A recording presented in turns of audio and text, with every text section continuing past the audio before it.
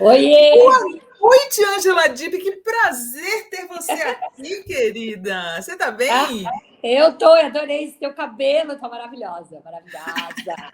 Eu estou adorando também. Escuta, quando eu entrei, você estava falando da mesbla. Gente do céu. Você sabe que logo que eu mudei para São Paulo, eu morei em 1000 lugares, tipo, como é nômade, assim. E aí eu consegui, um amigo meu, um primo meu do Rio de Janeiro, tinha um senhor que morava sozinho, e, e aí morava ele e o namorado, enfim. E aí eu pude morar lá com ele 6 meses. E ele era um cara que tinha sofrido essa coisa da mesbla. Ele era um trabalhador da mesbla, até ele tinha um cargo assim. E aí tomou um pé na bunda, e aconteceu essas. Quando eu comecei a ouvir você falar, eu falei, nossa, mesbla é da minha época, né, gente? Sim, a minha mãe adorava mesmo, adorava. Até hoje ela fala, ai, morro de saudade. As pessoas mais velhas, elas se apegam a essa história das marcas, das lojas e tal, né? Agora mudou tudo, é online, mas tinha isso, claro, imagina. Total. E aí E, o cara nunca ficou pobre, Ângela. Ele nunca ficou pobre. Quem ficou pobre é o trabalhador que perdeu o seu emprego, mas ele foi morar na Inglaterra, foi eu morar, não deve sei, estar até hoje. o mapping não aconteceu algo parecido ou não? Eu acho que o cara do Mapping comprou a Mesbla e deu Ah, calote em todo mundo e foi-se embora. pois é. Então, esses caras sempre ficam impunes, né? Vamos ver o que vai acontecer com o velho da Havan, né? Vamos ver se ele. Com certeza, na hora que o velho da Havan falir, foi bom você ter falado. Na hora que o velho da Havan falir, porque eu acho tão estranha essa loja Havan, Ângela, eu sempre falo aqui, só vive vazia. Como é que tem tantas filiais? Eu não consigo entender. Então, no dia que o velho da Havan falir, com certeza ele vai continuar rico, mas os empregados da Havan vão todos para a rua, né? Para o olho da Pois é. rua. Eu fiz uma live com o Gustavo Mendes e ele estava falando exatamente isso. Eu entrei uma vez, eu estava na estrada indo para Florianópolis, faz muito tempo isso. E eu nunca não entendi essa história. Nossa, uma estátua da liberdade, enfim. Depois, falei que coisa cafona, que troço é esse? Mas isso faz muito tempo, não sabia ainda. E entrei, sei lá, era um complexo na estrada, tinha Madeiro ali perto, enfim, todos farinhas do mesmo saco, né? Esses empresários golpistas aí que foram pegos no Zap. Inclusive um deles, o Morongo, eu não chamava Morongo, da Mormai, que eu sou gaúcha, A né? gente chama ele de Mocorongo. Mocorongo, pois é. E eu lembro, quando eu devia ter, não sei se era 15, 16 anos, que a irmã dele era baterista, chamava Gata, uma coisa assim, Cristina, alguma coisa assim. E era meio vizinhos, eu lembro que eu era amiga dela. E tinha essa coisa, estava começando, os irmãos surfistas, não sei o quê. Era esse cara, que pena que ele virou isso, né? Que é um escroto total. Enfim, lá o Rio Grande do Sul, Paraná e Santa Catarina, nesse momento, estão. Não, claro, imagina, eu amo meu estado, estou indo para lá, um monte de gente maravilhosa, mas pelas pesquisas, né, esses Não, lugares mas aí. você sabe que teve a pesquisa última que o Lula passou o Bolsonaro na tua terra, no Rio Grande do Sul, né? Que bom, pois é. Né? Temos uma tradição boa lá, né? Brizola, Olívio Dutra, sei lá, mas o João Goulart, enfim. Getúlio. Getúlio, sabe que eu nasci em São Borja, né? Que é a terra do Getúlio. Olha, E a terra do João Goulart também. Inclusive, lá tem museu dos dois presidentes, alguma coisa assim. Mas eu só nasci. Com 6 meses de idade, vim de jipe para Porto Alegre. Era uma aventura naquela época. Era tipo 10 horas.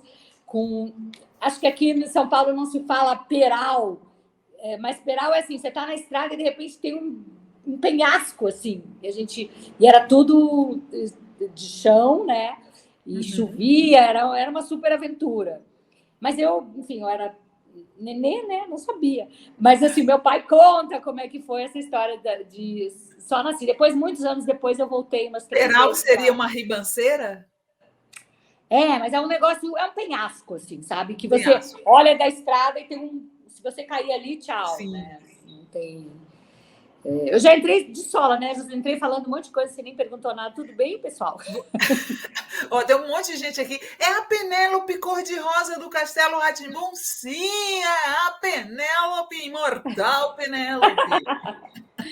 Pois é, sabe que eu ando na rua e quando estreou o Castelo, que eu acho que tem 30 anos ou 28 anos, não sei direito, aí na época, bom, a gente gravou 90 capítulos, o meu personagem era episódico, né? Eu não morava no Castelo, eu entrava uma vez por semana, junto com tinha o Abobrinha, o Bongô, a Caipora, enfim.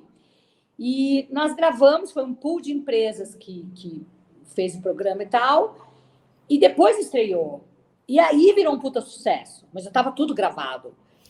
E aí, agora, com a questão das mídias, e também parece que os anos 80, os anos 90 estão voltando aí e tal. E a exposição, né, também. A exposição começou com a exposição no MIS, que foi maravilhoso. A partir dali, aí, hoje em dia está tendo exposição tudo quanto é lugar. E agora, mais recentemente, está tendo uma campanha da Oreo, dos biscoitos, que eu não entendi direito ainda. Eu sei que eu já fiz um post. Que eles reconstruíram o cenário do Castelo Rá-Tim-Bum na TV Cultura. Eu sei que a Rose Campos, o Cássio Scapim e a Cíntia, ou seja, a Morgana, o Nino e a Biba, eles gravaram lá, nesse lugar, lá na TV Cultura. Parece que eles querem fazer um revival, uma reunião, não sei o que lá. Eu sei que eu fui contratada para fazer uma chamada da Penélope falando sobre isso.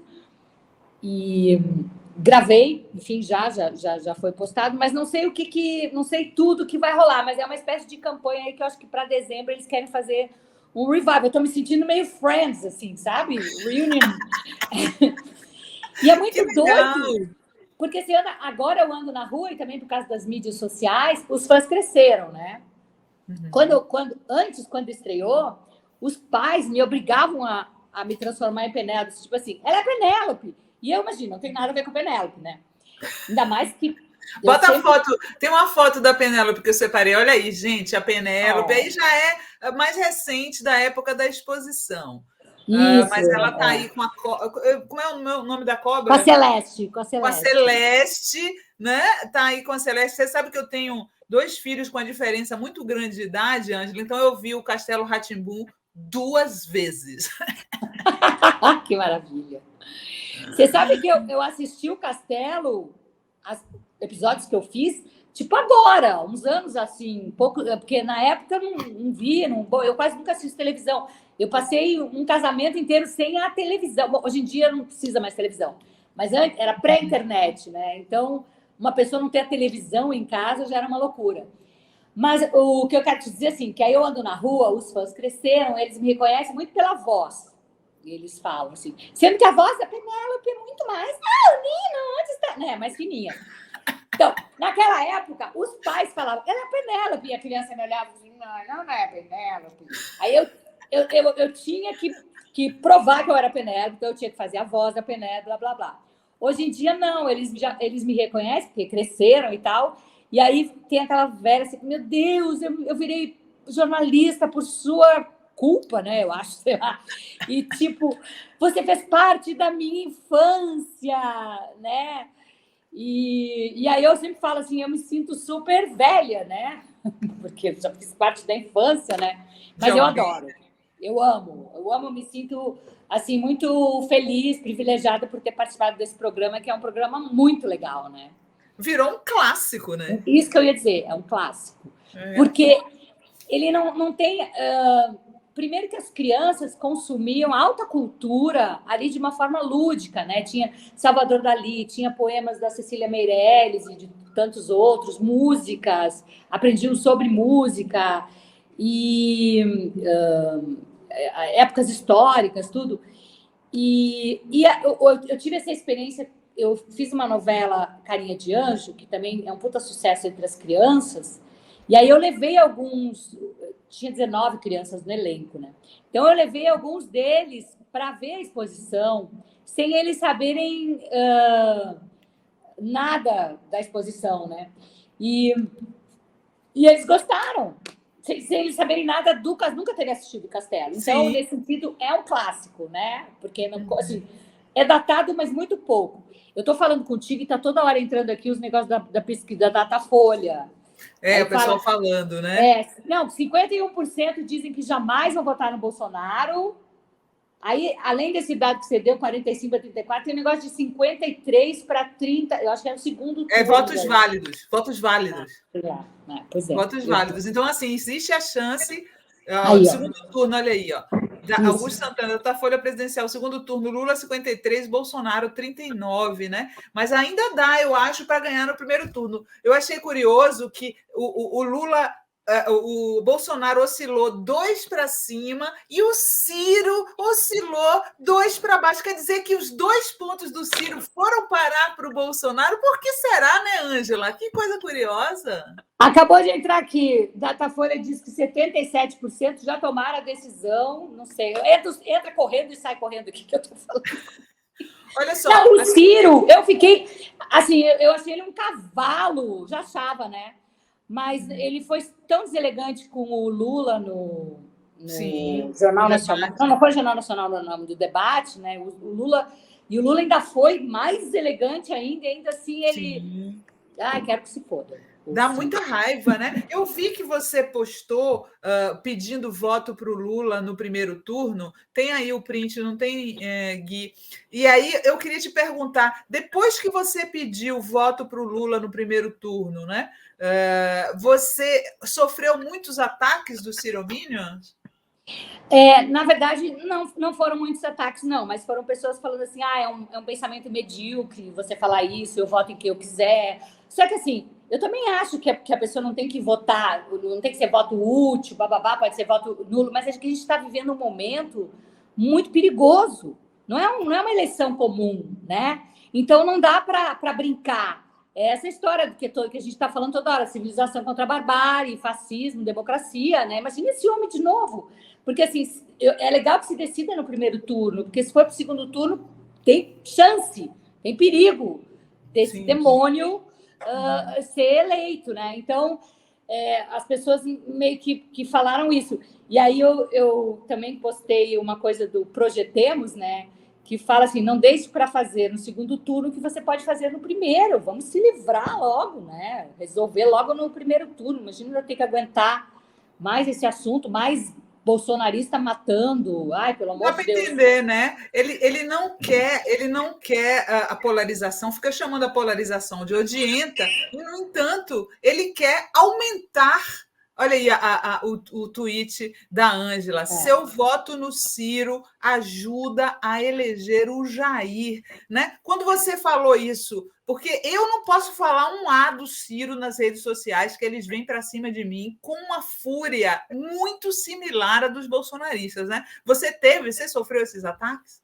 Não, tem uma diferença, né? Você é sei lá, uma cientista política, você é jornalista, tem você tem muito mais seguidores e tal. Então, as pessoas estão só falando sobre isso com você, né? Eu eventualmente, é que assim, eu não sou uma pessoa, eu sou casada com um cara que é jornalista, que é cientista político, o Dom Ernesto, então eu aprendo muito com ele, né?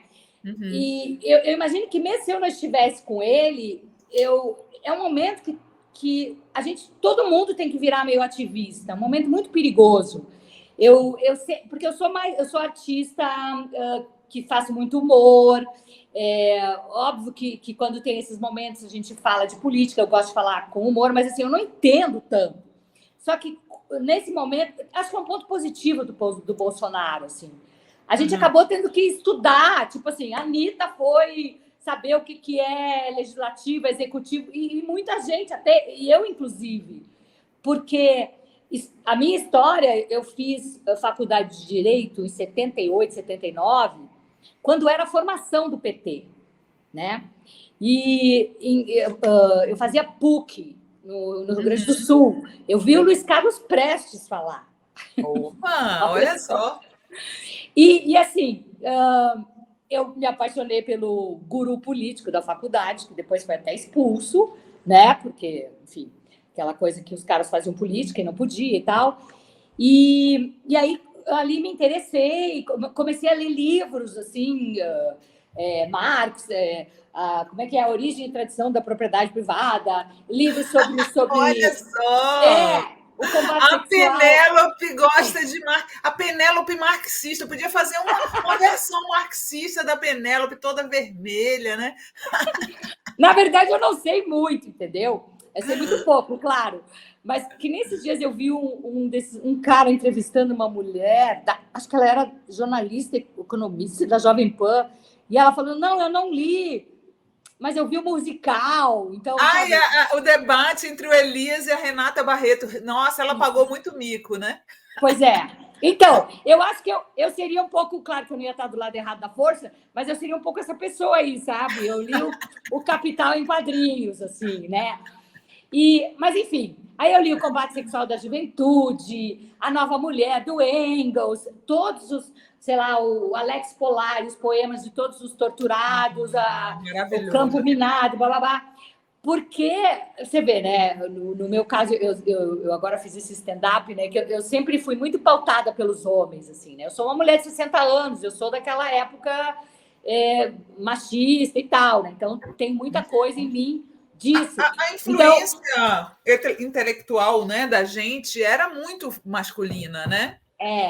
E ali eu vi o pouco que eu me lembro, onde é que eu estava. Eu lembro uma vez um cara, eu fui conversar com ele não é Grêmio Estudantil, DCE, acho que era, um negócio lá. E o cara, eu acho que ele era, eu esqueço tudo, não sei se era PC do B, PCzão, Partidão, sei lá o quê. Eu sei que ele abriu uma gaveta e me mostrou uma arma. E ele era da esquerda, assim, né? E era uma coisa muito. Eu achava tudo muito cinzento, muito árido, porque eu sou uma pessoa lúdica. Então, eu tinha uma coisa com essa. Era a formação do PT e tal. Enfim, caí de paraquedas na história e muito por estar apaixonada pelo cara, que era o grande guru do negócio. Aliás, perdi a virgindade com ele, veja bem, né? Eita! O companheiro tirou a virgindade da militante. Inclusive, é muito doido, porque eu não queria perder a virgindade, só que para uma militante de esquerda, ser virgem era uma coisa, né? Uma militante tinha que, né? Então, tem todas essas histórias. No fim, o cara era um baita do filho da puta, enfim, tudo errado. Mas, coitado. Que horror. Mas, coitado. Não, e assim, acaba que a gente às vezes até pensa assim, gente, será que a virgindade ainda existe? Não, você sabe que eu. Parece que a gente tem a impressão que já acabou esse negócio de virgindade, mas ainda tem. Não tem mais ímã. Bom, agora com a Damares, né? Com abstinência. Como é o plano de abstinência para os adolescentes, etc. e tal, a gente voltou para o século XVII. Mas o que eu ia falar da virgindade, eu esqueci. Eu ia fazer até uma piada, mas eu esqueci completamente. Aí o cara era um canalha no final do Era um canalha, tipo. Esquerdomacho. Exato. Tinha muito esse povo. Hoje em dia, os caras estão todos se estudando, se reinventando essas posições, os mais velhos, né? Sim. Mas naquela época era isso, o cara, tipo, enfim. Mas serviu para eu. Eu chegava em casa com o jornalzinho Manifesto Comunista, eu não me depilava mais. Meu pai e minha mãe me pegaram um dia, me depilaram à força, né? Mas, enfim, eu acabei não terminando a faculdade de Direito, mas eu fiquei com essa coisa que tudo isso era muito árido, sabe? Então, me afastei um pouco. E aí, entrei de cabeça no mundo artístico, como bailarina e depois como atriz, vim para São Paulo e tal. Mas aí, nesse momento, e até aconteceu uma coisa meio, não sei se é divisor de águas, eu estava na Paulista, e aí uns bolsonaristas meio não vieram para cima de mim, mas foi logo num lockdown que ia começar, nós não tivemos, mas enfim, que o Dória decretou. Foi um dia antes. Eu estava com 2 máscaras passando pela Paulista, e aí eu vi que tinha um monte de gente sem máscara e reunidos, assim, aglomerados. Eu cheguei perto de umas senhoras e eu falei, minha senhora... E aí um cara começou assim, olha só, ela está com 2 máscaras. Daí que eu vi que era um bando de bolsonaristas contra o negócio do lockdown, começaram a falar um monte de coisa para mim e eu fiquei só filmando, né? Até que eu vi que eles ficaram meio agressivos, começaram a me vaiar e chamaram que eu era escrava do Dória, que eu era comunista, não sei o quê. Aí eu vazei, postei o vídeo viralizou. E aí eu até acabei tendo contato com mídia progressista, né? Com o DCM, com o 247, até com o cara que eu tô casado agora, com o Dom Ernesto. Fiz o cupido! Por conta dos bolsonaristas, por conta desses bolsonaristas. Olha, tá vendo? Há malas que vão para Belém. Pois é, a Manaus que vão para Belém, você misturou os dois. É a males que vão, como é que é? A males que vão. Sei lá, foda-se, você entendeu. Mas, enfim, foi por esse lado os bolsonaristas, né? Mas aí o que aconteceu? Você não tem como você não se posicionar agora, né? Nesse momento do que está acontecendo. Não tem como. Eu sempre até falei assim, não, tudo bem, o cara é artista, por que ele tem que ir? Ele tem que ser bom artista, ele não precisa se posicionar. Mas nesse momento não dá, né? Não dá, todo mundo tem que se posicionar, porque é grave o que a gente tem vivido, né? Sim, então... não dá para ficar desse jeito. Deixa eu só ler aqui o superchat do pessoal que está mandando aqui. Manuel Maria Oliveira, novo membro. Democracia sempre mandou um super sticker. E o João Batista Júnior Nascimento Abreu falou que saiu da Datafolha. A gente está sabendo aqui, estou vendo que o pessoal está... Ai, caiu, é diferente. Caiu nada, gente, está parado lá. Isso aí é só oscilação, não tem diferença nenhuma. Lula tem chance de ganhar, continua com chance de ganhar no primeiro turno. Não é por isso que a gente está falando aqui até sobre essa coisa de não votar no Ciro, né? A primeira vez que eu vi você assim nas redes foi com um vídeo que eu vou exibir aqui para a galera, que você comentava sobre o Vacef, o advogado do Bolsonaro, que atacou as mulheres, né? Até parece que eu ia paquerar uma mulher de 60 anos, e a Ângela fez um vídeo muito bacana. Você sabe que na época eu exibi aqui esse vídeo, e agora, na sua presença, eu vou colocar de novo. Que legal. Gente, me ajuda a lembrar o nome desse advogado, anjo, tarado, seita satânica, amigo do genocida, faz tudo do Flávio Rachadinha, que escondeu aquele laranja do Queiroz. Aliás, parece que uma vez ele se escondeu também num banheiro feminino lá no Senado. Ele é um cara assim, com seios grandes, feio pra caramba. Wassef, o nome dele. Então, ele quase levou uma facada, ainda bem que não levou, senão ele virava presidente, né? Do marido de uma mulher que ele assediou. Parece que a mulher tinha uns 60 anos, ele disse que tinha idade para ser a avó dele. Imagina se ele ia assediar uma mulher de 60 anos. Olha eu, com 60 anos. Morrendo de medo de ser assediada por esses bolsonaristas. Eu no banheiro, 59 anos, quase 60, meu lugar de fala, mulheres de 60 anos. Muito bom! Foi aí que você conquistou o esquerdista, foi?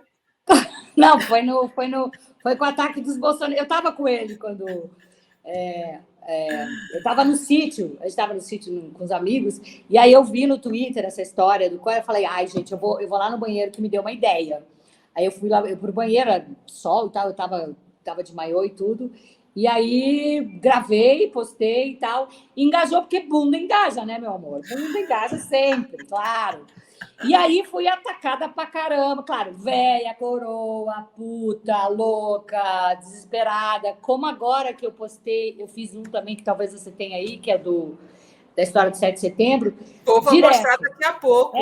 É Rivotril, tá desesperada, acabou a mamada. Bruxa! Leivanê, véia, muitas coisas, de sempre, né? Enfim. Me diz uma coisa aí, antes as pessoas perguntando aqui, ó, Lívia Cassandra, Ângela maravilhosa demais, sempre fui fã, agora mais do que nunca. O pessoal dando risada aqui no vídeo. Me diz uma coisa, como que você faz para manter essa forma física? É natural? Você faz exercício? Você faz o que você faz? Qual o segredo? Você sabe que eu fiz um show, palestra, monólogo, stand-up agora, que chama Aos 60. A gente vai mostrar aqui, vai mostrar. Eu fico adiantando as pautas.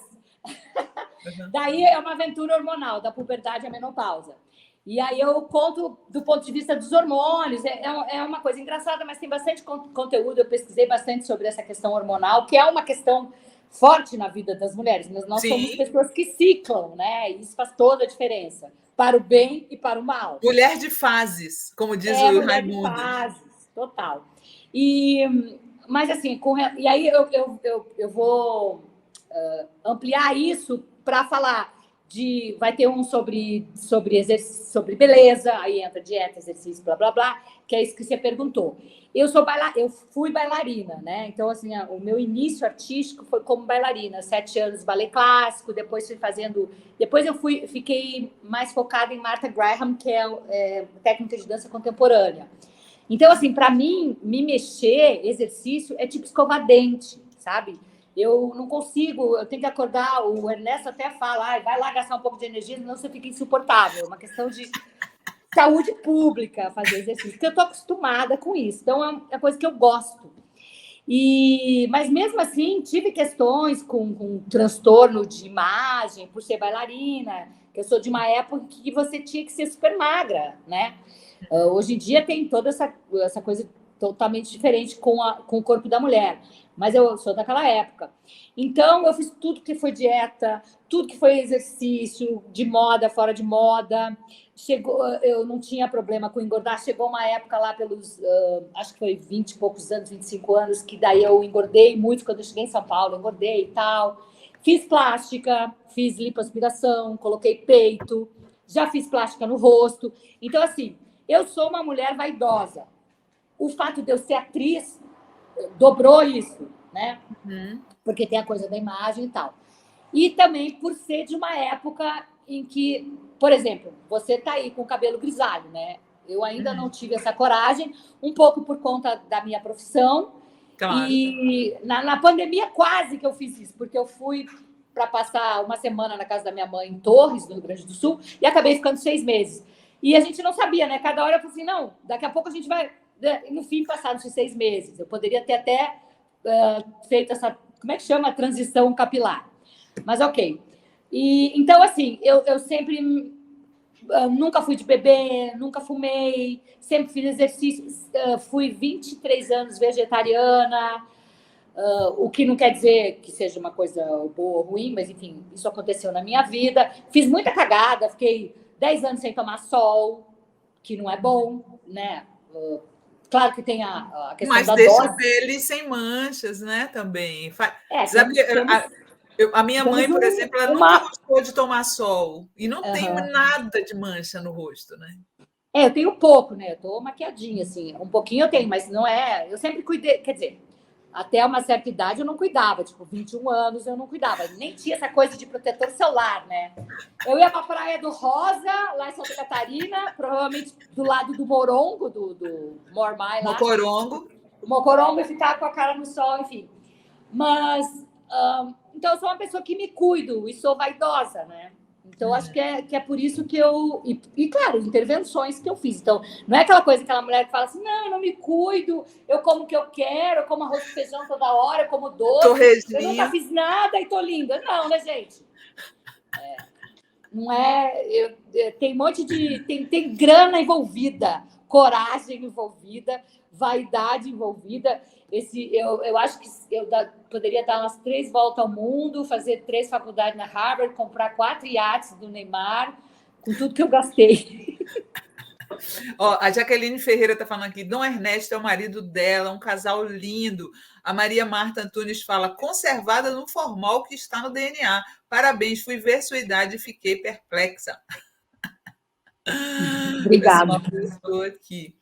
Lady Bird, eu tinha mais de 20 anos na década de 90 e adorava o castelo. E eu que vi depois já de ter filho, né? Você tem 2? Eu tenho 2, mas assim, um tem 31 e o outro tem 14.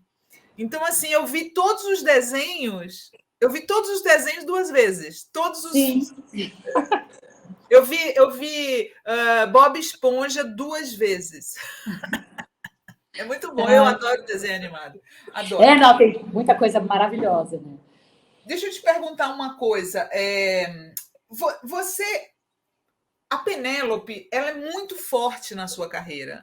Você falou já para mim que adora a Penélope, mas ela também não te atrapalha de fazer outros personagens?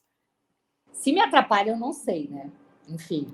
Porque eu tô fazendo uma consultoria com uma mulher que trabalha com carreira, essas coisas, e ela falou para eu tirar, por exemplo, tem uma plataforma de casting, né? E ela disse: não precisa pôr a Penélope, papapá, põe você agora como você tá e tal, tá. Tipo, tem pessoas que discordam, não, mas a Penélope é um ícone, uma coisa na sua carreira e tal, parará, né? Mas estou seguindo o que ela falou. Então, eu acho que não me atrapalhou pelo seguinte: é muito diferente de mim, né? É um cabelo rosa, um negócio que. Mas mesmo assim, por exemplo, o Cássio Scapini, que é o Nino, que é muito mais importante, e é muito mais a cara dele, né? Dá para ver o Nino e o Cássio. O Cássio tem uma carreira incrível, desde sempre, faz um monte de peça de teatro. É que essa coisa de carreira, né? Tem tantos componentes, tantas variáveis, sorte, você está ali no lugar certo na hora certa. Às vezes eu sempre fiz o que eu quis, assim. Me chamaram já para fazer alguns trabalhos muito comerciais no teatro e eu neguei. Então eu não sei se eu fiz certo ou errado. Quando eu tinha 25 anos, me chamaram porque eu era underground, né? Essa palavra nem usa mais, não sei qual seria alternativa. Enfim. E porque eu sou de uma época que não existia esse termo de celebridade, por exemplo, né? Não existia isso, não existia nada disso. Mas aí eu queria ser, a gente fazia no espaço off, tinha espetáculo ali 2 da manhã, meia-noite, eu tinha um trabalho com a Grace Janoucas e com o Marcelo Mencio, rodava ali Marisa Hort, enfim, o Mulheres Negras, o André Bujanra, um monte de gente maravilhosa. E assim, era nos porões, era a cultura underground. Aí, eu não queria fazer Globo. Você acha que eu queria fazer Globo? Imagina, não queria. Mainstream, tá louca. Aí, uma vez eu fui fazer um teste na TV Globo e eu meio que... Não é que eu debochei, mas assim, eu acho que era a Denise Bandeira até, que era a diretora, assim. Eu lembro que ela pediu para eu... Era uma cena meio dramática. Eu entrava carregando uma mala... E eu entrei carregando a mala como se a mala estivesse vazia, né? Ela falou, isso aqui. Daí eu entrei depois fazendo piada, entendeu? Aí ela mandou eu apertar o sofá como se fosse uma coisa de tensão, um copo de uísque. Eu meio que tirei sarro. Ou seja, ridícula eu, né? Sem noção de onde é que eu tava. Caguei pra... Então, assim, eu devo ter feito muita coisa errada, porque eu acho que pelo meu talento, eu tinha que ser uma atriz que tivesse feito trabalhos mais legais desses de TV, de cinema. Mais coisas, né? Mais coisas. Talento para isso eu sei que eu tenho. Então, mas não é só talento que conta, né? Tem, como eu disse, muitas tem coisas. Tem as panelinhas, né? Tu tem isso também, mas eu sempre prefiro jogar em mim, sabe? A culpa foi minha. Alguma coisa que eu deixei de fazer, ou alguma coisa que eu fiz a mais, alguma coisa que eu não fiz direito, sei lá. E no teatro, que é a minha seara, que é onde eu posso... Eu não hoje em dia até dá, né, com o celular. Mas, assim, eu não tenho condição de fazer um filme, de fazer uma novela. Hoje dá, né, fazer uma websérie, um podcast e tal. Até quero me aventurar por aí. Mas o teatro, que está ao meu alcance, né, eu escrevi, fiz esquete, fiz peças, fiz o Barril, que é um monólogo muito legal, que eu me apresentei pelo Brasil inteiro e até fui para o exterior, que é um texto meu, que é uma comédia filosófica, que é eu dentro de um barril. Todo mundo que viu, depois virou um livrinho, um flipbook, todo mundo que viu, tô falando de passado, né, pré-histórico, amou. Até hoje tem gente que fala, era muito legal, aquele texto era incrível, as coisas que você fazia, porque eu fazia um balé contorcionista dentro do barril. Então, eu fiz a minha carreira, assim, sempre fui fazedora, a atriz criadora. E, às vezes, isso também chega nas pessoas como assim, ela faz só as coisas dela, sabe? Ela não vai querer.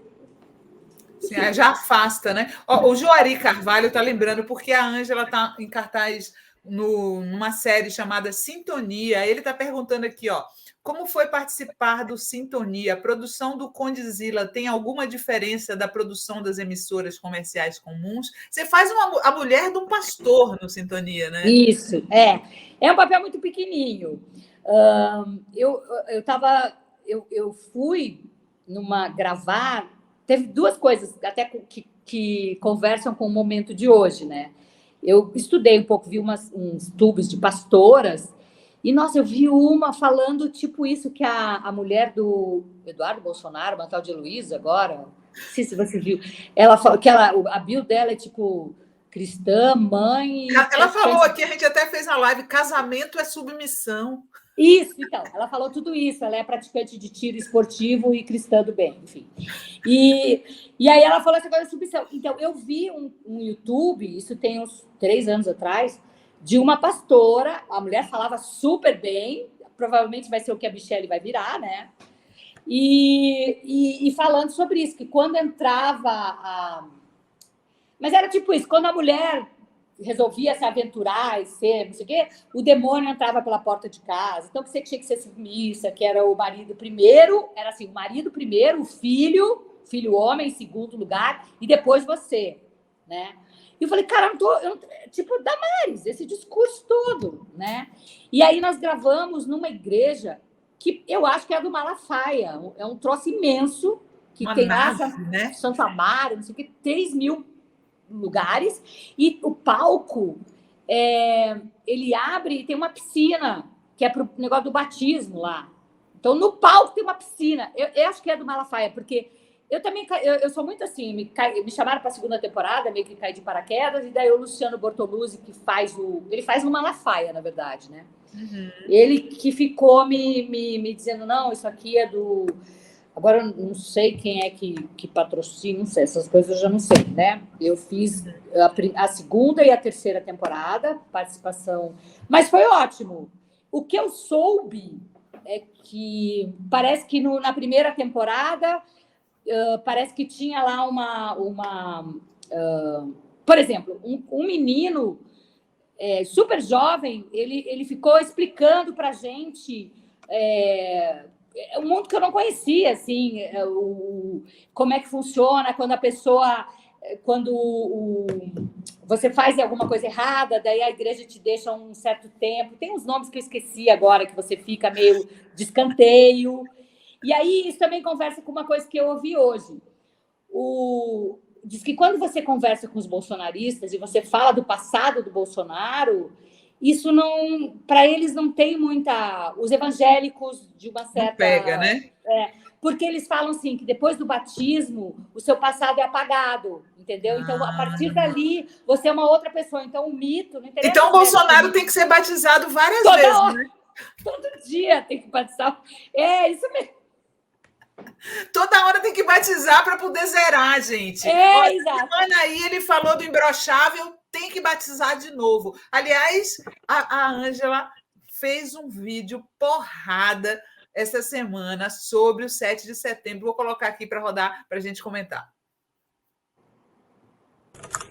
Querido diário, eu nunca fui muito boa em contas, mas vamos lá, deve dar aí uns 400 anos de escravidão, 200 anos de independência, 100 anos de sigilo, 60 próteses penianas, 51 imóveis comprados com dinheiro vivo, 35 mil comprimidos de Viagra, 33 milhões gastos com uma campanha do Bozo disfarçada de 7 de setembro, pagos por mim, por cara ficar gritando que eu sou imbrochável. Tá na cara que...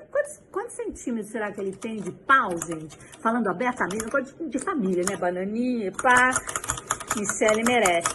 Marcha, soldado, cabeça oca de papel. Se não marchar direito, vai preso, meu filho, vai preso. Muito bom. Como é que você cria? Como é que é o teu processo criativo desses vídeos curtinhos que você faz? Bom, depois que o Bolsonaro sumir, for preso, nós não vamos mais ter assunto, né? Vai virar um tédio. A gente vai ter assunto, sim, senhora. A gente vai poder falar de cinema, a gente vai poder falar de, sei lá, viagens, a gente vai poder falar de livros, a gente vai poder falar de música, né? Porque é um saco ter que falar de política por causa desse homem, gente. A gente não vai mais precisar explicar que a Terra é redonda, essas coisas, enfim. Então, por exemplo, esse que você mostrou aí da bunda foi uma coisa assim, né? Eu vi ali a notícia, o cara falando mal de mulher de 60, não sei o quê. Aí eu fui ali, comecei a escrever e rolou. Aí eu fiquei mesmo me filmando lá e eu falei, eu preciso mostrar a bunda e não sei o quê, bababá. Esse aí também foi foi com a história do Imbrochável, né? Que eu comecei a ver no Twitter e nas redes, né? E aí essa coisa dos 400 anos da escravidão. Aí eu pensei, são ideias, né? Vou fazer essa coisa de... Realmente eu não sou boa em contas. Como se fosse uma calculadora, né? Eu achei muito bom. Eu cheguei a pensar em fazer só calculando, mas aí tem a história do querido diário, porque, tipo isso, né? O cara começa nessa coisa... Primeiro que o bicentenário da independência, que independente, enfim, né? Tá a escravidão até hoje, a gente está aí e tal. Aí eu falei, então começa nos 400 anos da escravidão e termina nos 2 centímetros do pau do cara, né? Então, deu certo, assim, acho que deu certo. Então, às vezes é muito rápido, né? De criar ali, ter a coragem de fazer e postar. Às vezes é mais trabalhado, mas o que está acontecendo... E às vezes também, por exemplo, quando eu estava agora fazendo o monólogo do Aos 60, eu meio que me ausentei, tirei férias das redes, de todos os assuntos, porque eu precisava estudar uma outra coisa, justamente falar de outro assunto, né? Então, eu nem sabia o que estava acontecendo. E aí, quando acontece isso, eu percebo que tem muita gente que não sabe o que está acontecendo. Eu tenho várias amigas que são ótimas, maravilhosas, tudo que elas não acompanham, então elas não sabem que de repente, no 7 de setembro, você foi para a praia, você não ligou rede social, você não está ligada nessa coisa da política, então você nem sabe que o Bolsonaro falou isso. Então, essa história da bolha, que às vezes a gente está mesmo numa bolha, tem isso forte.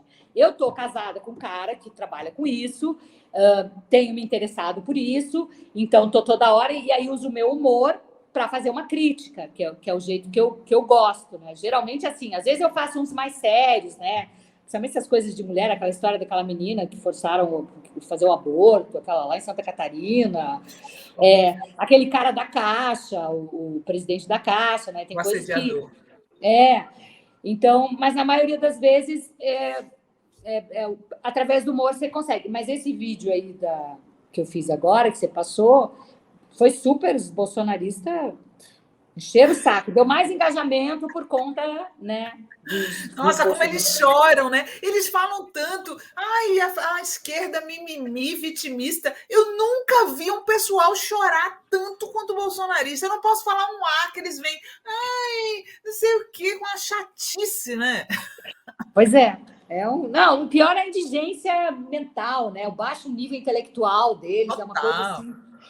Olha, a Sônia Regina Garten está falando aqui. Ângela Dipp, estou aqui rindo e tomando uma gelada. Muito bom.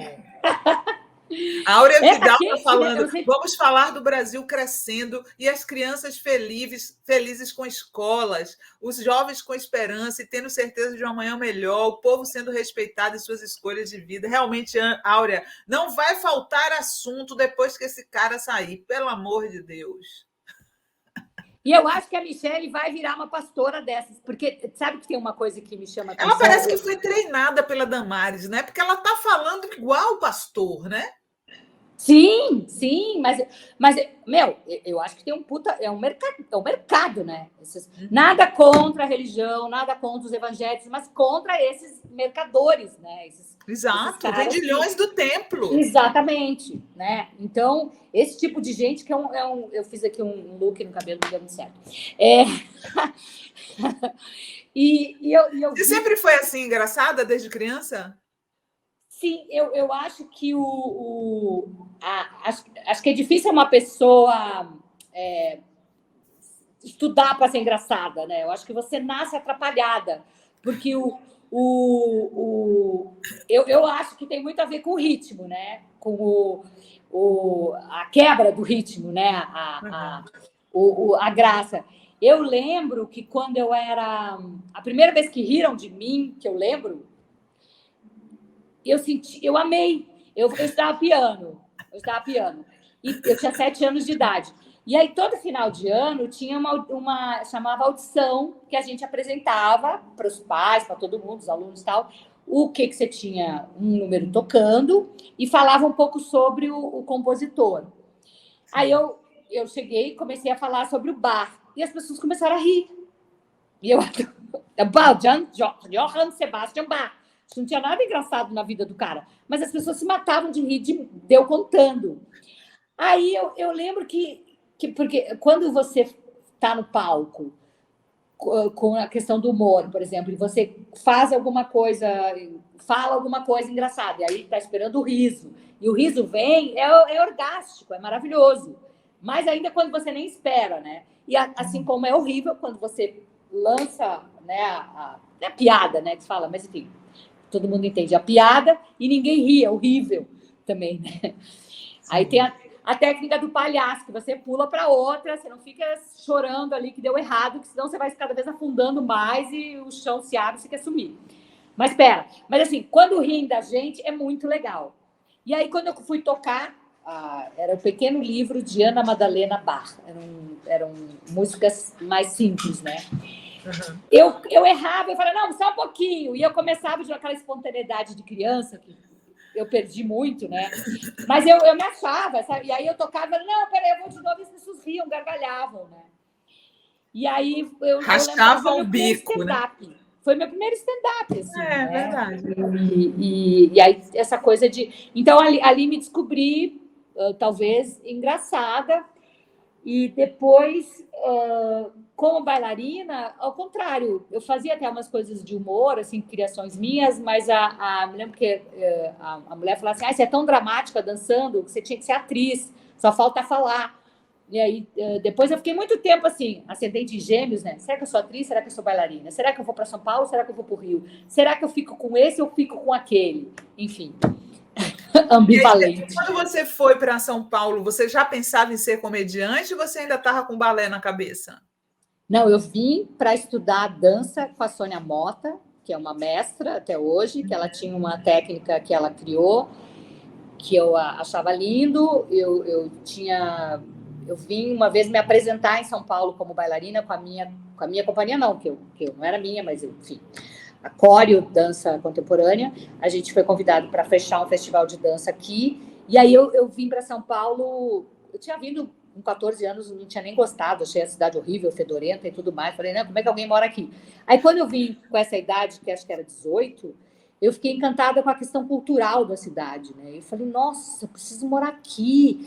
Era uma época pré-internet, então, para você ser artista nacional, você tinha que morar ou no Rio ou em São Paulo. Morando em outro estado, você era artista regional e ia ser muito difícil alguém saber que você existia, né? Com a internet mudou tudo isso, mudou o mercado todo, mudou o mundo. E aí eu vim e fiquei impressionada com a coisa cultural de São Paulo. E aí eu falei, eu quero morar aqui. Aí 2 anos depois eu vim, caí de paraquedas como os paraquedistas bolsonaristas, que eu me estrepei bastante.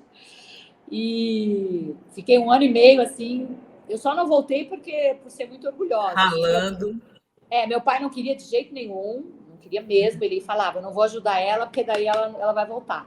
Aí trabalhei de garçonete, fiz telegrama animado, entreguei quentinha aqui nos Jardins, e numa cantina que eu trabalhava de noite, trabalhava de tarde. Aí como garçonete, comecei a fazer esquetes de humor junto com a Grace Janoucas.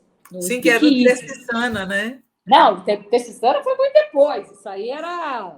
Nossa, eu cheguei aqui em 84, isso aí deve ser nos anos 90. A gente trabalhava de garçonete e a gente ia vestida, fazia personagens. Hoje em dia também isso é mais comum, mas na época... E aí a Grace já era uma mulher sambada, já tinha morado na Inglaterra, blá, blá, blá, e aí a gente se reuniu junto com o Marcelo, criamos um grupo, começamos a fazer esquetes, e aí começamos a participar de teatro. A gente participou do TV Mix, que foi um lugar... Fernando Meirelles dirigia quadros. Olha, que legal. Astrid Fontinelli começou ali, Sérgio Groisman, cumprimentei Collor de Mello, que ele foi. Era um programa, passava só em São Paulo, e era um programa de variedades, e era bem... eclético. Eclético e bem assim, inovador, né? Porque eles davam os estúdios para a gente fazia quadros de humor, e tinha tudo, tinha jornal, tinha entrevistas, tinha os programas de humor que a gente fazia. Por que eu estou falando do TV Mix? Sei lá, enfim.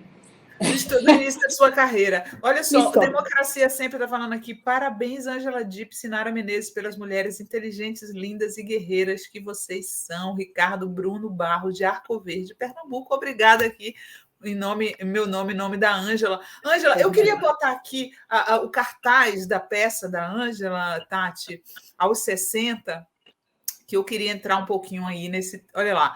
Aos 60, com Ângela Dipp, especial de humor. Estava até outro dia em cartaz? Continua em cartaz, não? Na verdade, foi um desafio que o André Ascioli, do Eva Harris, aqui do Conjunto Nacional, eu estava de férias lá em Torres, e ele falou, tem uma data aqui, você não quer vir fazer o seu stand-up? Porque eu tenho 2 stand-ups, né, antigos, assim. E aí eu falei, quero, mas eu vou tentar fazer uma coisa, um outro texto que eu já quero há muito tempo falar, dessa coisa da menopausa, dessa trajetória hormonal da mulher. E aí foi uma loucura, eu me embrenhei em todos os podcasts do assunto, já é um assunto que eu me interessava, que eu já tinha muita coisa escrita, e também a minha história, né? Porque eu tenho uma capacidade de, se eu trabalhar, pegar as minhas experiências e transformar num texto legal, assim, numa coisa interessante de ser ouvida e vista. Falo isso porque é o feedback que eu tenho do público, né? Porque até os 45 eu fico achando que é uma merda, que não vai dar certo, que é horrível e tal. E aí eu fiquei, acho que foram 20 dias totalmente... Eu vi um podcast muito legal que chama Corpo Especulado, que está rolando ainda, que fala sobre essa coisa da ciência... E a ciência machista, né? Tem um monte de estudos. Por muitos anos se estudou, por exemplo, com ratos machos, né? Então, que em fêmea seria diferente um medicamento, um procedimento. Uhum. Então, por anos aconteceu isso. Por exemplo, tem uma história de um ginecologista que há uns 3 anos atrás a estátua dele foi derrubada no Central Park, em Nova York. O tal de James Marion Sims, alguma coisa assim, que é chamado o pai da ginecologia, só que ele fez experiências super antiéticas e super racistas e não autorizadas com mulheres pretas e escravas, né? Nossa, e esse cara foi o que inventou o espéculo, que é aquele negócio que entra e abre na gente gelado e tal. Então, e aí agora, uns 3, 4 anos atrás, derrubaram essa estátua porque o cara... e isso aconteceu... Era um racista, né? Hoje eu vi o Nelson Nizenbaum, que é um médico de São Paulo, que eu gosto muito, progressista, o Nelson criticando que os cardiologistas são machistas, né? Que uma mulher, quando chega falando que está com problema no coração, eles não levam a sério, porque como tem menos entre as mulheres, eles acham que não deve atender da maneira correta, não passam os exames que devem ser passados, né? Eu estou com 55 anos, minha tia morreu com 54 anos, então, assim... Pode acontecer, não é frequente, mas pode acontecer. Se eu tiver uma dor no coração, vou chegar no cardiologista, ele vai dizer, isso deve ser gases. É gases, Mas você sabe que eu vi que tem uma pesquisa que eu vi é que de cada 10 pessoas que morrem no Brasil do coração, 6 são mulheres. A questão do infarto aumentou muito nas mulheres, né? Uhum. E, por exemplo, também há muito tempo atrás, a igreja proibia pessoas de pesquisar, tinha gente que queria pesquisar para métodos que aliviassem a dor no parto. E a igreja proibia isso, porque a igreja achava que a mulher tinha que sofrer para parir, né? Vamos para puta que pariu, não é com eles, né? Então, essas coisas todas, assim, eu comecei a ver nesse podcast, outras coisas que eu li, que você fica assim, cara, que foda, né? A gente sabe que mulher... a natureza é machista com a gente, eu acho, sabe? E aí vem a sociedade e ainda... carca mais a mão, né? Porque eu sempre falo, só sobrou para os caras o quê? Ficar de pau duro, no caso não o presidente, e fazer a barba, né? Porque o resto é com a gente. É menstruação, é a coisa de ciclar, é depois a menopausa, o parto, né? Você sabe, você ficou grávida, a progesterona numa mulher grávida sobe 20 vezes e depois cai. Quando ela vira mãe, quando ela não dorme, quando ela amamenta, quando ela não transa, quando ela vai passar a vida culpada. Quer dizer, cara, é dramático tudo que a mulher passa sempre, desde a puberdade. né? Então, isso tem que ser levado em conta, tem que ser questão de saúde pública. E ainda quando chega assim na idade que a mulher está na menopausa, a menopausa é um tabu, ninguém pode falar da menopausa, não. Nossa, vamos falar da menopausa. Por que você acha que existe esse tabu, Ângela? Olha, eu vou falar da minha experiência também. Eu tenho 60, eu acho que eu entrei na menopausa. Tem a história do climatério, né? Que rima com cemitério, é uma coisa horrível. Eu lembro que quando eu tinha 48, eu fui no médico, o quê? E ele falou: você tá no climatério. Eu falei, eu brinco com isso no stand-up. Eu falei, ai meu Deus, isso é grave? Quantos anos eu tenho de vida, né? Tipo assim, porque parece que. E há 12 anos atrás, o mundo está mudando muito rápido, né? Não se falava de menopausa. É uma coisa, era tabu, agora não é mais. Agora a menopausa dá like, dá meme, tem um monte de. Você vai no Instagram, tem 400 mulheres falando, ganhando grana, ganhando like com isso. Né? Tem uma Cláudia Raia falando, tem um monte de. Todo mundo parece até que está na moda. Ela fala, opa, estou louca para chegar na menopausa para poder fazer um Instagram sobre isso. E na minha época, então, há 12 anos atrás, eu estava sem grana. E começou essa história da menopausa, da menstruação que vinha e saía, eu não sabia, e eu estava sem grana, então eu não podia saber o que estava acontecendo. Aí eu resolvi criar no Facebook um grupo secreto, tinha que ser ultra secreto, de amigas pré-menopausadas e menopausadas e tal, amigas atrizes, amigas jornalistas, várias amigas. Juntei, comecei, e todas falam assim, não, peraí, mas alguém vai saber disso? Alguém vai ver isso? Não, eu não quero que... Não. Eu falei, não, gente, é secreto, não é? Não aparece, não sei. É tão secreto que eu não consigo mais acessar essa porra desse grupo, que tem tanta coisa legal ali, eu não consigo mais entrar. O Facebook eu quase não... Enfim, chamava assim, filosofias, perrengues e não sei o quê da mulher madura, era uma coisa assim. E aí é incrível, porque tinha de tudo. Você usa hormônio? Ah, não, me falaram que não é bom, me falaram que tem que ser bioidêntico, não usa de jeito nenhum. Sim, é legal usar. Ah, tem que tomar. Ah, não sei o quê. Eu sei que assim, eu passei um mês comendo inhame, outro mês tomando chá de amora, depois reza braba.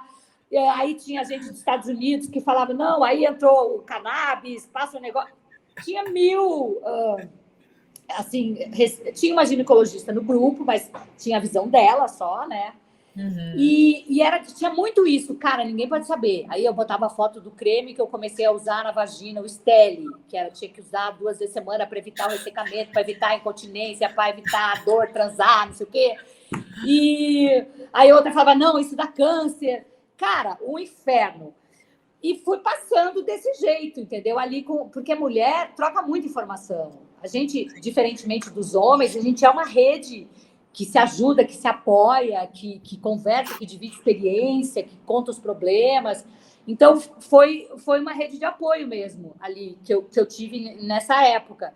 E mesmo assim, anos depois, eu fui no ginecologista e ele falou, se você tivesse colocado DIU XYZ, ali sairia um hormônio, porque aí, de repente, já não dava mais para pôr o tal do DIU, tinha que ir no hospital, porque já estava... Enfim. Resultado, o que eu gasto com a psirica, minha filha, nossa senhora, é laser, fisioterapia pélvica, sommelier de lubrificante, o último que eu importei é o Chapachana, que é com cannabis, mas não é muito bom, enfim. Olha só, a Sônia Regina Angarten está falando aqui, postei sobre a secura vaginal e ninguém curtiu, mas garanto que leram. Tabu que fala, tem um tabuzinho aí, né? Você sabe que isso também é uma coisa que eu lembro com a Márcia Cabrita, né? Que ela faleceu de câncer, e eu falava, quando ela já estava, porque ela teve aquela coisa, ela ficou boa do câncer, eu falei, acabou, Márcia, agora acabou, vamos pra festa, você não tem mais câncer, não sei o que lá. Depois teve a recidiva e ela acabou falecendo. Tadinha, Mas eu dizia, vamos, transa, não sei o que, se é afim de não sei quem. Ela falou, você cura, não sei o que. Põe creme, eu tenho vergonha. Cara, na boa, eu pego, falo só um pouquinho, na frente do parça, do Ernesto. Falei, peraí, pego lá, põe e acabou. E aí, a melhor receita de todas é óleo de coco, gente. óleo de coco é maravilhoso. Você passa ali, Meu você médico, passa nele. o médico passou. Você sabe como é que ele passou? Deixa eu dizer aqui para as pessoas. Você pega um pote com óleo de coco, você coloca um OB dentro e deixa ele inchar. E aí você deixa de um dia para o outro. Aí fica o negócio encharcado de óleo e aí você introduz. Isso é uma forma de lubrificar. E aí você tira o OB, então. Eu pego, olha, amor, eu pego uma Você colher. passa a noite com ele, né? Ah, entendi. Não, olha o que eu faço. Eu tenho umas manipuladas que é melaleuca, óleo de coco, não sei o que lá e não sei o que lá, que uma farmácia manipula. Isso agora, porque na minha época lá não tinha esses negócios, não tinha nada disso, né? Tinha que passar o quê? Sei lá. Mas também não estava a coisa, porque a coisa vai ficando pior, né? Com o tempo. Também não tinha laser, que é uma coisa que hoje em dia você pode prevenir. E vamos ser francos, né, gente? Que sexo não é só penetração, né, Ângela? Ah, sim! Não, imagina. É que eu estou falando aqui do ponto de vista da pessoa que está há 2 anos namorando o cara e a gente é tarado, e aí a gente usa bastante. Então, eu tenho que procurar todos os recursos, né? Claro. Porque também, eu estou falando de tanta coisa, porque às vezes a pessoa fala assim, a pessoa está casada há 20 anos com alguém, claro que diminui a quantidade sexual, né? Diminui, é normal isso, eu acho. Não estou falando nenhuma... você não vai me dizer que você está há 20 anos casada com um cara e que vocês transam como era no início. Não, né? Aí, digamos que você está há 20 anos com o mesmo parceiro e você está com 50 anos, 60 anos. Então, acaba que dá uma diminuída. Às vezes, as pessoas até... Eu tenho amigas que, tipo, gente, eu não transo mais. Elas falam, não transo mais. E para mim, tudo bem. Meu parceiro, a gente está ótimo. Acabou para mim esse negócio. Talvez se eu tivesse... não sei, mas eu com 50 anos eu me separei do meu terceiro casamento, passei 10 anos borboleteando e agora monogamei por livre, espontânea vontade e preguiça, né? Porque chega uma hora que... Pelo amor de Deus. Mas o que eu estava falando do óleo de coco? Então, eu pego uma colher, já, aí passa nele, passa no rosto, passa no cabelo que sobra. Se sobrar, frita um bife e tá resolvido. Serve para tudo. Bom, muito bom. Deixa eu botar para vocês um trechinho da peça da Ângela, que ela fala sobre os calores da menopausa, né? Que os homens não sabem como é, mas assim, tipo, você tá no trânsito, né? Aí vem uma onda de calor. É muito louco. Ela conta aí na peça. Coloca aí pra gente, por favor. Porque com a alteração dos hormônios começa um negócio chamado fogacho. O fogacho é como se fosse assim, uma espécie de panela de pressão que te estampa atrás do seu pescoço. E você vai virando um fogaréu generalizado. Você vira uma tocha urbana, um imenso sol, com raios emanando de você na temperatura média de 1 milhão de graus Celsius. E depois vem o calafrio. A qualquer hora. De qualquer jeito. Em qualquer lugar, gente, não tem lógica. É caótico. É aleatório como a natureza. Muito bom, muito bom. Outra coisa que nós não somos médicas, mas a gente está aqui trocando experiências. Para mim foi muito bom, foi a tal da maca peruana, viu, gente? Olha, eu tomando maca todos os dias, eu não sei o que é sentir esse calor, não sei. Porque o Drauzio Varela, Ângela, falou que esse calor pode durar até 13 anos. 13 anos você sentindo esse calor, gente. Olha, aliás, eu vou tirar esse aqui que eu tô com calor. Tira o calor, bota o calor todo para fora. Mas esse é calor porque, bom, a gente tava... Ontem estava inverno, agora em São Paulo, pelo menos. Ontem estava 10 graus, agora está 30, uma loucura. Mas eu estava fazendo uma peça com a Glória Menezes, Ensina-me a Viver, que agora até está em cartaz de novo, só que agora é com a Nívia Maria.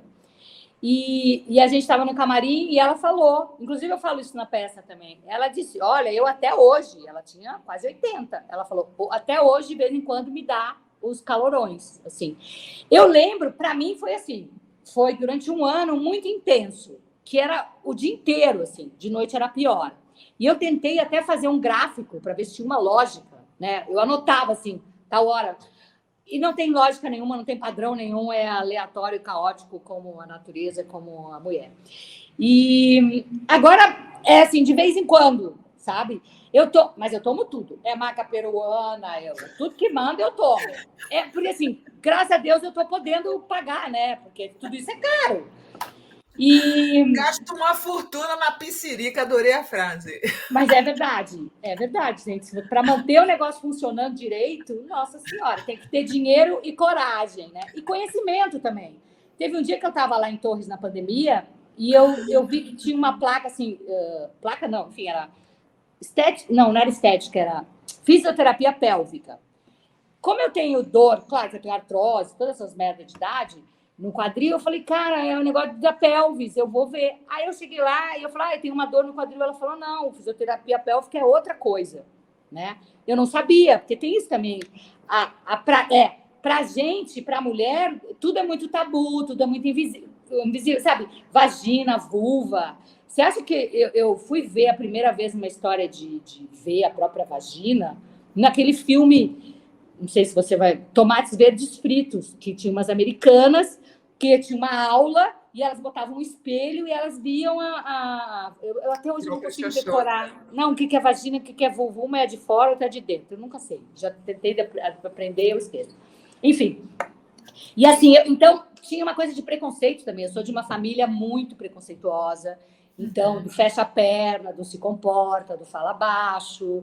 Eu vejo hoje o Ernesto, como ele cuida da filha dele de 8 anos, e falo, nossa, eu fico até com ciúmes, assim. Imagina se eu tivesse tido um pai assim, né? Imagina, meu pai morreu faz 4 anos, 86 anos. É outra geração, completamente diferente. Claro.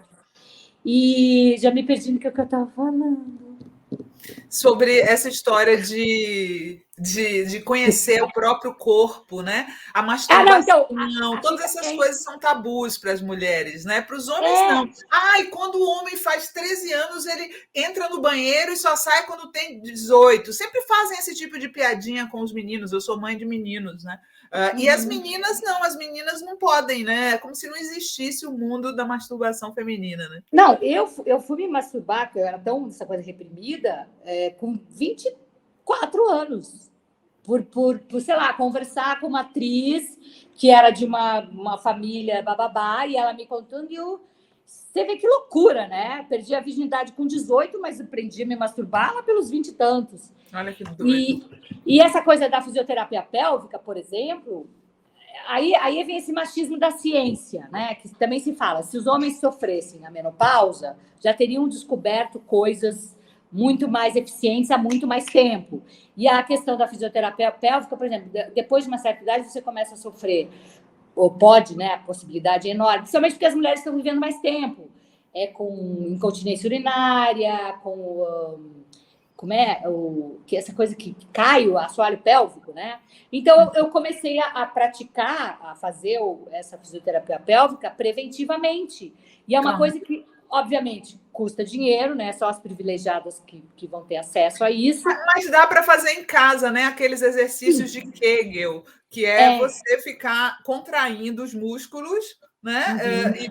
E assim, por exemplo, agora, sentada aí, dá para fazer, gente. Vocês que estão assistindo aí, dá para fazer os meninos que não nos ouçam. Mas você sabe que isso aí que você está falando é mais pompoarismo, né? Não é? Não, é exercício mesmo para evitar que você tenha no futuro aquele negócio de fazer xixi, né? Incontinência. Porque tudo na gente é músculo, né? Músculo, osso e tal. E com o desgaste normal de estar viva, porque antes as pessoas morriam com 40 anos. Então, essa coisa, por exemplo, a endometriose é uma doença moderna, porque as mulheres viviam 40 anos e sempre tendo filhos. Então, elas praticamente nunca menstruavam. Então, não tinha aquele acúmulo de sangue ali que pode ser que cause endometriose. Então, são questões novas que a medicina tem que olhar, né? E muitas coisas que a medicina nunca quis olhar. Mas essa coisa do assoalho pélvico, quando você contrai o ânus, que é, por exemplo, como se você estivesse segurando um pum, você contrai 13 músculos, que é o que forma o assoalho pélvico, que é o que segura. Então, por exemplo, atletas que seguram muito peso ou que fazem esportes muito radicais muito cedo, muitas delas têm uma incidência grande dessa coisa de cair é tipo... Ela está falando aqui, ó, prolapso de bexiga. A É Léa isso aí. falando. Exato. Léa Malaquias Ribeiro mandou aqui a informação. Obrigada. É isso. Então, esse exercício, que é essa coisa de segurar o pulzinho, que todo mundo pode fazer agora, que está ouvindo, mas só que é muito difícil, porque às vezes você aperta a barriga, ou você aperta a vagina. Então, quando eu fui fazer isso, é incrível. Ela coloca um eletrodo, não é eletrodo, ela coloca um negocinho dentro da sua vulva, vagina, alguém aí me corrige, e aí tem um gráfico e você faz uma musculação, você aperta, solta, a bolinha sobe, vê se ele está apertando, fica segurando, bababá, porque você está exercitando esses 13 músculos que vão segurar esse monte de órgão que a gente tem ali, que depois Exato. Tem mulheres que a bexiga sai pelo canal vaginal. Olha que loucura. Caramba, que loucura. Olha, o Rui Abreu está falando aqui, ó. Se fossem os homens, o nosso amigo Portuga, se fossem os homens a engravidar, o aborto já seria descriminalizado há muito tempo, com certeza, Rui. Muita gente aqui na live também falando, ó, a Mara Silva, saudade nenhuma da menstruação, ainda mais com o preço dos absorventes. Eu odiava ficar menstruada, odiava. A Anitta José de Almeida, não tenho saudades nenhuma de menstruação, odiava sangrar. Deixa eu te perguntar uma coisa aqui. Hoje, recentemente, a Suzana Vieira fez 80 anos, né? Jura? 80? 80 anos. E hoje eu vi uma foto da Martha Stewart, apresentadora dos Estados Unidos, que fez uma foto aos 81 anos, só de avental. Coloca a foto aí pra gente. Olha só, gente, 81 anos, um ombro bonito, né? O ombro bonito, o colo bonito. Aí eu falei assim, não, vou perguntar para a Ângela. Gente, os 80 são os novos 60, Ângela? Porra! Essa é riquíssima, né? Essa mulher é riquíssima. Ela deve ter, ela tá maravilhosa, mas ela deve ter feito trocentos procedimentos, né? Assim. Mas esse ombro aí é exercício, né? Não tem como. Não, claro, não tem como você só. Não tem plástica que faça a pessoa. Tem que se alimentar bem, tem que dormir bem, tem que um monte de coisa, não é só dinheiro, claro que não. Mas que ajuda, porque eu vejo, às vezes, mulheres da minha idade, por exemplo, da periferia, né? Eu vejo mulheres da minha idade, cara, e parece que elas têm, perto de mim, parece que elas têm 100 anos, né? Porque tem uma coisa da vida sofrida também. Claro. Né? A Martha Stewart é linda, maravilhosa, mas ela é super... Mas foi até presa de tanto que ela ganhou dinheiro. Pois é. Teve até presa. Ai. Ô, queridona, ó, aqui passa rapidíssimo o tempo. A gente já está chegando no final da nossa entrevista aqui. Vocês sabem que todo mundo que vem aqui no programão traz dicas culturais para você. Eu pedi para a Ângela, ela indicou primeiro o livro Maria Teresa, uma mulher vestida de silêncio, que é a biografia da viúva do João Goulart, a Maria Teresa Goulart. Uma mulher que foi considerada a primeira dama mais bonita do mundo. Rivalizavam ela com a Jacqueline Kennedy, né?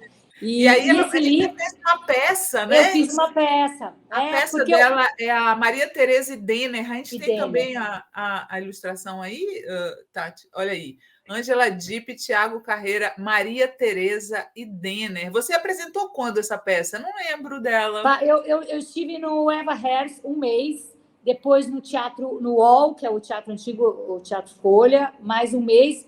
Eu acho que faz 2 meses que acabou. Acabou não, né? Porque eu pretendo continuar viajando e também aqui em São Paulo de novo. Mas o livro é uma delícia, porque foi tipo isso. Às vezes eu ando numa livraria e os livros me chamam, assim, a capa do livro me chama. E aí eu vi, foi antes da pandemia, eu vi assim, eu falei, bom, Maria Teresa Goulart, lá de São Borja, Jango, bababá, tinha essa questão. Procurei o autor e falei, eu queria fazer uma peça sobre isso. Bom, enfim, agora não tem tempo para falar, mas aí virou a tal da peça, e no meio desse livro tem toda a história dela, do ponto de vista dela, que ela foi uma mulher que ela não é que ela foi silenciada, claro, como ela tem, a Maria Teresa está viva, ela tem 81 ou 2 anos agora, mora no Rio, e tudo que ela passou, ela foi torturada também, o Jango foi deposto. Ela é uma grande fotógrafa, pouca gente sabe, mas ela fez fotos lindíssimas do Jango no exílio. É verdade, tem fotos lindas, é verdade, ela gostava mesmo. E aí o Wagner fez é uma delícia de ler o livro dele, assim, é um livro grande, mas você vai lendo, assim, e aí ele, claro, todas as questões históricas do tempo, tudo que ela passou, coisas que eu não sabia, que ninguém sabe, porque assim, o que está acontecendo hoje é reflexo dessa época, né, de 64, né, que o Bolsonaro exalta como essa coisa do comunismo é tão ridículo, né? Eu falo nessa. Crônico demais. Não, ele acabou de falar. Nem a esquerda fala tanto de comunismo quanto a direita. Ele acabou de fazer um discurso, agora foi em Tocantins, hoje, ele falou disso, da ameaça comunista, tipo assim, aquela história que só falta dizer que vão comer criancinha, só tá faltando isso. Mas eu falo nessa peça da Maria Teresa, eu falo assim pro Denner, né? Eu falo, o mais próximo, que chamavam o Jango de comunista, né? O Jango era um reformista, né? Falavam que, eu falo assim, mais perto que o Brasil teve do comunismo foi jogando contra a União Soviética em 58. Muito bom. Realmente, tem nada a ver, né? Nada a ver. O pessoal tá adorando aqui, ó. Rui Abreu, entrevista muito boa, não conheci, gostei muito. Parabéns e mantenha o espírito. Obrigada. Fátima Vieira, parabéns pela entrevista com experiências e graciosidade. Obrigada, Fátima, Rio Grande do Norte. Fabiano Souza fala, gente, estamos em qual século? O sexo é a coisa mais normal que existe. Mulher e homem se completam, mulher e mulher, homem e homem, entende tudo. Lívia Cassandra, programaço hoje, adorando. Olha só, a outra dica, e é só para falar para as pessoas que não sabem, o Denner era um grande costureiro brasileiro, um grande, né? Acho que precursor da moda no Brasil. E a peça fala da relação entre os dois, Ângela? Pois é, eu achei que, enfim, não tem mais tempo. Tem gente aqui mais jovem, às vezes, que não conhece. Então, o Denner foi o cara que criou o alto luxo, né? A moda de alto luxo no Brasil. E a Maria Teresa, ela era uma mulher, ela era gaúcha e tal, mas ela morava no Rio, porque o Jango foi vice-presidente 2 vezes, do Juscelino. Na época era diferente as chapas. O Jango teve mais votação que o próprio presidente. Ele teve mais votação que o Juscelino. Então, como o vice era uma coisa importante. E ela era mulher desse vice. Aí, depois, o Jango... Nossa Senhora! Foi vice-presidente do Jânio Quadros, que renunciou. Aí, o Jango assumiu. Aí, aconteceu a merda toda. Não queriam que ele assumisse. Aí, entrou a Brother Sun lá, Estados Unidos, junto com os empresários daqui, com a marcha pela família, tradição, propriedade, os bolsonaristas daquela época, né? E deram o golpe de 64. A mesma história. Mas tem que falar do Denner. E o Denner, a Maria Teresa era uma mulher simples, ela era elegante, era linda, e ela se vestia como uma mulher da Zona Sul carioca, assim, normalmente. E aí, de repente, ela virou, de uma hora para outra, ela virou primeira-dama do Brasil, né? E o Denner, ele era um estilista, ele é do Pará, e ele vestia os quatrocentões, os Matarazzo, por exemplo. Então, ele tinha entrada nessa alta sociedade paulistana, mas acabou, a primeira-dama precisava de repente, de ter roupa, falaram que tinha um estilista jovem, que era muito bom, muito não sei o que lá, que tinha uma coisa com roupa Brasil e tal, era meio bem Balenciaga também. Aí elas se conversaram, se adoraram, viraram super amigos. Para ele foi interessante, porque daí ele teve entrada no mundo, no Brasil inteiro, né, vestindo a primeira-dama, e ele dava ordens no Planalto, assim, ele era um homem muito inteligente. E até hoje tem coisas lá do Planalto que foi o Denner que implantou, muda a roupa de não sei o quê, muda a cor do carro, bababá. E ficaram tão amigos que quando ela foi para o exílio no Uruguai, a única pessoa que visitou ela foi o Denner. Olha só. Então, quando eu li o livro, essa história dos dois é tipo 2% do livro. Mas a minha ideia, que era fazer uma peça sobre tudo, aí vai ter um filme no meio disso, depois disso lá, o Wagner me falou, olha, Ângela, você quer fazer uma peça de teatro? Mas agora me chamaram para fazer um filme sobre, tá rolando já as filmagens. E aí eu meio que dei uma brochada, né? Aí eu falei, não, mas eu posso fazer um recorte do livro, sugerir para o Wagner, olha, Wagner, tem essa história dos dois que é muito interessante, que é uma época muito, muito rica aqui, anos 60, Bossa Nova, Maria Esther, Bueno no tênis, o Éder Joffre, o cinema novo, sabe, muita coisa. O Brasil era aquele Brasil que a gente se orgulhava, né? O Nelson Rodrigues até falava, quando a gente perdeu o complexo de vira-latas nessa época, né? Um Brasil inteligente, um Brasil irreconhecível. E a primeira-dama era uma influencer, né? Ela virou uma influencer sem ser, porque ela tinha 21 anos, era linda. Então, todas as moças queriam ser como a primeira-dama, queriam se vestir como ela. Então, o cabelo banana, todo mundo tinha, virou tendência. E o Denner cuidava de tudo. Ele cuidava do look da primeira-dama. E, por exemplo, você vê fazendo isso, a Michelle. A Michelle, ela, infelizmente, é uma mulher linda, né? Isso tem uma força. Ainda tem, né? A questão da... Então, por exemplo, ok que ela é uma ridícula, é uma pessoa perigosíssima, eu acho, né? Ela, sei lá, vai se enveredar pelo mundo aí das pastoras, mas acho que ela vai ter um puta sucesso, porque a beleza é arrebatador, é uma coisa que atrai, que, né? Se você tem o candidato lindo e o candidato feio, se os dois têm mais ou menos o mesmo, acaba ganhando, né? Enfim. Me chama sempre a atenção essa coisa da Michelle ser tão bonita. Infelizmente ser tão bonita, sabe? Porque isso conta muito, né? Ainda mais agora. Dá uma ajudinha, né? Dá uma ajudinha para ele, né? Ainda bem que a Janja é uma gata também, né? A Janja é uma gata. Ah, não, claro. Mas, enfim, para esse público bolsonarista, ela conversa muito para essas peruas, entendeu? Sim. Fascistas, assim. E que tem um número grande. E agora a mulher virou moeda eleitoral, né? A gente estava... Ridículo. Vamos fazer a diferença, né, na votação aí. As fraquejadas que vão detonar o Bolsonaro. As jornalistas, as fraquejadas, as ex-mulheres. As ex-mulheres dela também, as ex-mulheres dele, né? É que vão detonar o Bolsonaro. Muito bom. Depois a gente faz um recorte, gente, da Ângela. E aí eu estou destacando aqui as frases. Não, e jornalistas como você, né? Você viu a Luciana Dalpiva, a Patrícia Campos Bela, tá todo mundo investigando os podres desse homem e falando da vida pessoal dele, porque como ele ataca por aí, por baixo, a gente também tem que, sabe? Eu acho horrível você ficar falando tamanho de pau de homem, mas esse cara é o que ele tá. É Freud, né? Uma coisa freudiana, muito muito óbvia, né? É falar de arma. É falar de tamanho de pinto, é falar que o pinto... Viagra, Cialis. O papo deles é esse, né? São pessoas realmente... A gente percebe... Eu falei aqui, Ângela, vou repetir com você. O homem que se garante não faz essas coisas. Isso é coisa de homem, como disse a Simone de Beauvoir, melhor que a gente, que tem problemas com a própria virilidade, né? Exatamente.